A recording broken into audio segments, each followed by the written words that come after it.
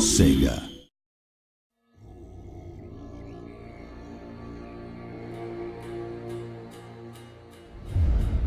Welcome to the next Total War Attila feature spotlight video. In this video, we'll be covering army management. The general details screen has been completely reworked to have more information and more functionality. New things to look out for are household, your wife, effects summary, and skills tree. As characters gain experience, they will acquire a household, including apparel, items, and companions. These will further shape their personality and abilities. Companions vary from mercenary captains to their very own steeds. Each companion will give the commander bonuses to reflect their expertise, so a heroic veteran will give unit experience and reduce recruitment and upkeep cost. Apparel includes helmets and shields that provide bonuses in the same way.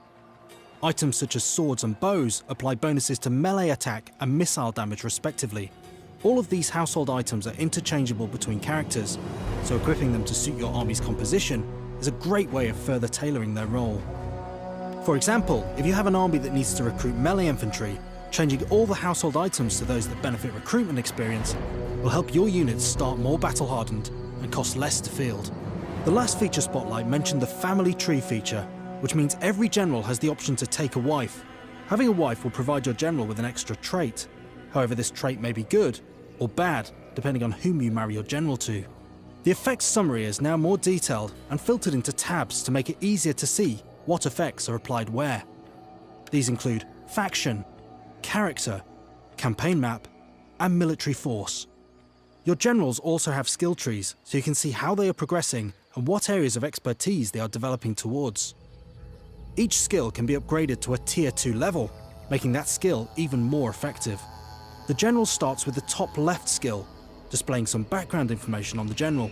The right side of the skill tree develops battle skills, and the left side advances campaign skills. The number of skill points you have available is located here. The rank of your general is located in the top left of this screen. This bar also shows the amount of experience needed to level up your general. In the same area, you can see the general's authority, cunning, and zeal, as well as age, influence, and loyalty. Loyalty represents a character's dedication to the faction.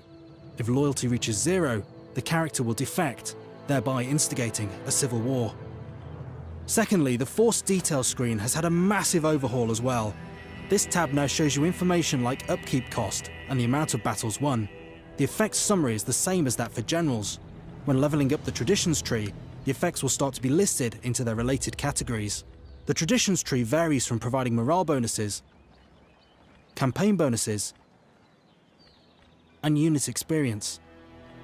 Leveling your army has now become much more significant depending on whether you want to have them fulfill defensive, aggressive, or hybrid roles. New to Attila, this screen also shows you the integrity of your army. Integrity is your army's morale. This will be affected by defeats on the battlefield, generals' traits, famine, and other factors. Make sure your army's integrity is high when going into a battle, as this will also affect morale in combat. If there is a total loss of integrity, this will also result in a civil war, with the army becoming hostile to you. Another new feature is the decimate option. This option allows you to destroy 10% of a force if its morale is too low and close to rebelling. An army with 80% morale or over cannot be decimated. This tactic was used in antiquity with Roman legions. If a unit had mutinied or deserted, 1 out of every 10 men was chosen at random and beaten to death by the other 9. The remaining men would have to renew their oath of service and was sometimes made to live outside of camp. Other new features include being able to preview the battle map before a battle. Some units are stealthy on the campaign map, meaning they are not visible in army view. If an army has enough action points when it begins mustering, it will also fortify so it cannot be attacked easily. All of these new army management features also apply to navy management and brings more depth to character customization and army formation. We hope you enjoyed taking a look at this feature spotlight. Keep an eye out for our next spotlight soon.